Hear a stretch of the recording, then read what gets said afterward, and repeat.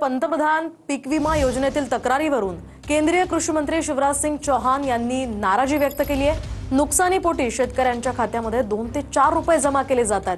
त्यावरून नाराजी व्यक्त करत कृषी मंत्र्यांनी सखोल चौकशीचेही आदेश दिलेत। दरम्यान व्हिडिओ कॉन्फरन्सिंगच्या माध्यमातून कृषी मंत्र्यांनी शेतकऱ्यांशी संवाद साधलाय। या संदर्भात आपण अधिकची माहिती जाणून घेऊयात आमचे प्रतिनिधी प्रमोद जगताप यांच्याकडून। प्रमोद, काय अधिकची माहिती या संदर्भात?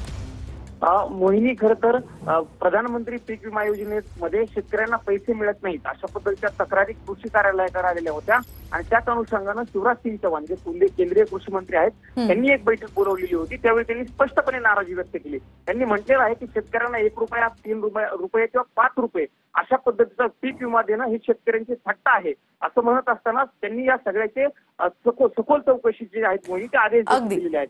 महाराष्ट्रातील अकोला जिल्ह्यातील शेतकऱ्यांनी अशा पद्धतीच्या तक्रारी केलेल्या होत्या आणि त्या अनुषंगानं कृषी अधिकाऱ्यांना आता कृषी मंत्र्यांनी चौकशीचे आदेश सखोलपणे दिलेले आहेत। त्यामुळे केंद्रीय कृषी मंत्र्यांनी नक्कीच धन्यवाद प्रमोद दिलेल्या या सगळ्या सविस्तर माहितीसाठी।